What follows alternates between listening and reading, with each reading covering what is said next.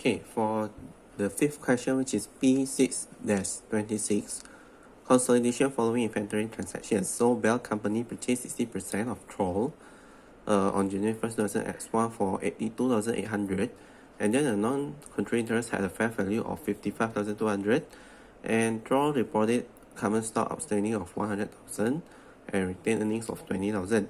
The full amount of the differential is assigned to land to be used as a future building site. So Bell uses the fully adjusted equity method. We are given the trial balance of December 31st, 2000 X2. So there is another additional information. Troll sold inventory costing 25,500 to Bell for 42,500 in 2000 X1. So Bell resold 80% of purchase in 2000 X1 and the remainder in 2000 X2. And then Troll sold inventory costing 21,000 to Bell in 2000 X2 for 35,000, and Bell resold 70% of it prior to December 31st, 2000 X2. In addition, Bell sold inventory costing 14,000 to Troll for 28,000 in 2000 X2, and Troll resold all but 13,000 of its purchase prior to December 31st, 2000 X2. Assume both companies use straight line depreciation and that no property, plant, and equipment has been purchased since the acquisition.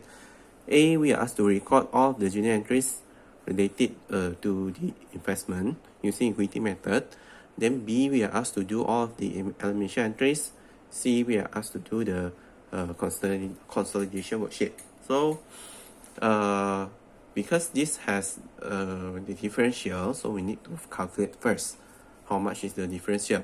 So the purchase price is 82,800 plus the fair value of NCI 55,200. So the total consideration will be 138 minus the book value, which is common stock plus retained earnings.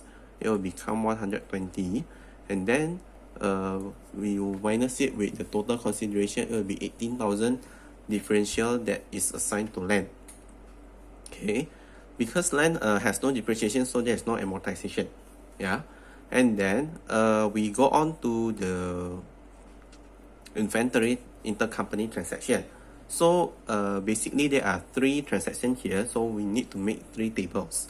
Yeah, the first one is Troll sold inventory costing to 25,500 to Bell for 42,500 in 2000 X1. So Bell has resold 80% of it and the remainder in 2000 X2. Because this year is 2000 X2, so we focus only on 2000 X2. Okay, so it means that there's a beginning inventory, okay, or the inventory that is from 2000 X1 brought to 2000 X2. Okay, so 20% of 42,500, it will be 8,500. Okay, and then 80% of 25,500, it will be 5,100. Okay, so all of it has been resold, so you just move to resold to non-affiliate column. Okay, and it is an upstream sale because it is from Troll to Bell. That's for the first one. The second one is Troll sold inventory costing 21,000 to Bell in 2000 X2 for 35,000, and then Bell resold 70%. Okay, so it is 35,000, again another upstream. Okay, so 35,000 as the sales, and then 21,000 is the COGS. Okay, Bell resold 70%, so 70% of 35,000, it will be 24,500. Okay, so what is left is 10,500. So you take the gross profit percentage, it is 40%. So you can use it for the next two columns. Okay, so for this it is 9,800 because 40,000 from 40% from 24,500, and then 40% of 10,500 will be 4,200. Then you can find the COGS. And then The last one is Bell sold inventory costing 14,000 to Troll for 28,000 in 2000 X2. So it is a downstream sale. So the 28,000 will be the sales, the 14,000 will be the COGS. And then Troll resold all but 13,000 of its purchase prior to December 31st, 2000 X2. So this 13,000 is inventory on hand. Okay, so 15,000 that has been resold to non-affiliate. And then you can see that the gross profit percentage is simply 50%. Okay, so you just allocate it to the next two columns. Then you can find the COGS. After that, we can do the equity method journal entries. So the first one is to record the income. Okay, so just simply the sales minus COGS, depreciation and interest expense. It will be 30,000. Again, times 60%, it will be 18,000. Then the second one is about the dividends. Okay, so dividends is 10,000. 60% of it is 6,000. Okay, and then we have no amortization, so we just directly move to the intercompany sales. I will go from the downstream first. Okay, so for the downstream, remember it is all allocated to the parent. So we have 6,500 of deferred gross profit. So the equity method journal entries is debit income from Troll, credit investment in Troll, all of the 6,500. And then I will go to the upstream sale. So this is the reversal of the gross profit. Okay, you times 60% because it is upstream. Okay, so you make the entries will be debit investment in Troll, credit income from Troll. This is 60% of the 3,400 is 2,040. And then the second upstream, we have the deferred gross profit. So it is debit income from Troll, credit investment in Troll. It is 60% of 4,200. So that's for A. And then for B, we are asked to do the basic elimination entry. The elimination entries. So just like the way you do usually, debit common stock, debit retained earnings, and then debit income from Troll. So just use this formula, 60% of the income, you minus with all of the deferred downstream gross profit, plus 60% of the reversal upstream gross profit, minus 60% of the deferred upstream gross profit. Okay, so you will get 11,020. And then NCI and NI, you just use the same formula unless you change the percentage into 40%, and there is no downstream deferred gross profit. Okay, only upstream. Yeah. So you will get 11,680.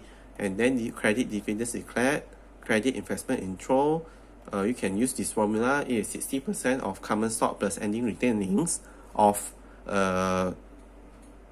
Troll, and then minus all of the deferred gross profit from downstream sale, plus 60% of the reversal upstream gross profit, minus 60% of the deferred upstream gross profit. We'll get 95,020. And then credit NCI and A, similar also.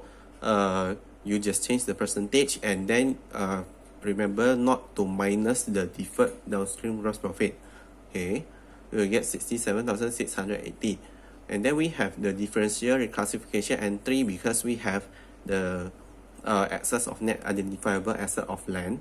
So debit land 18,000, just distribute 60% to to the parent, another 40% to the NCI and NA. And then for the inventory, we need to do all of the elimination entry.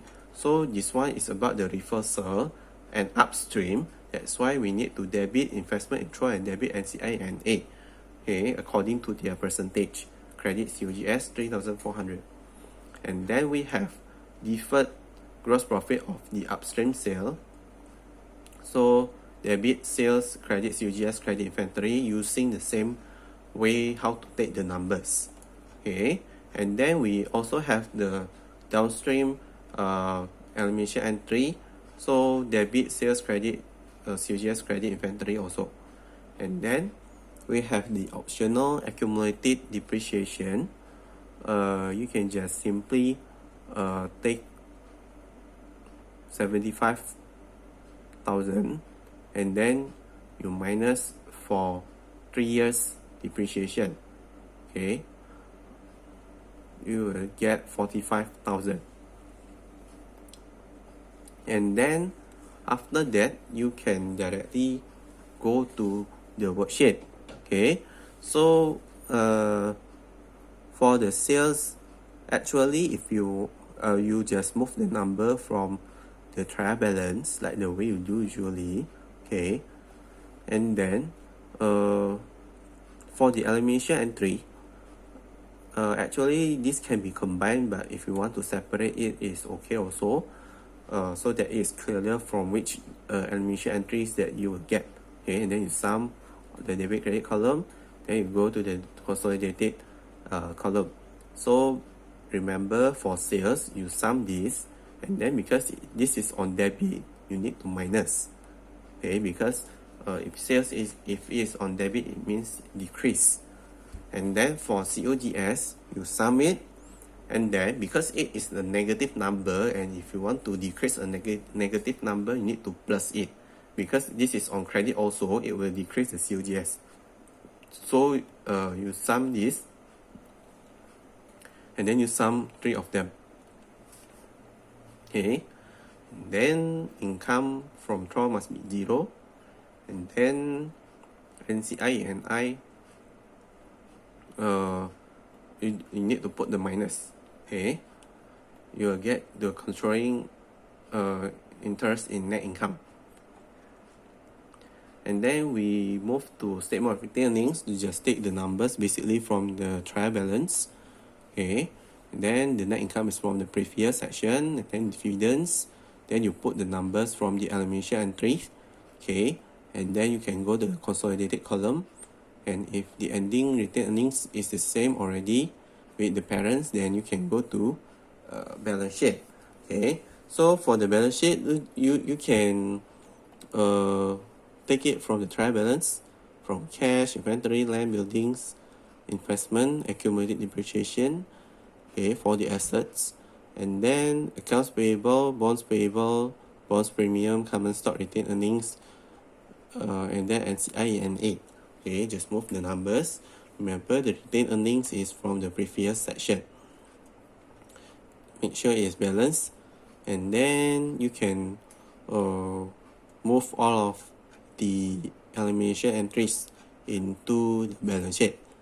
Okay, so make sure it is balanced already, the amounts of the debit credit column, and then you can go to the consolidated column. Just sum it. For inventory, you need to minus, put in the minus. Then land, you need to plus it. Then buildings and equipment, then investment must be 0. And then accounts payable, bonds premium will be the same.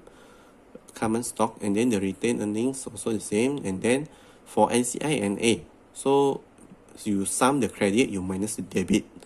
Okay, you will get this number. Then if the total asset equals to the total liabilities and stockholders' equity, then it is done already.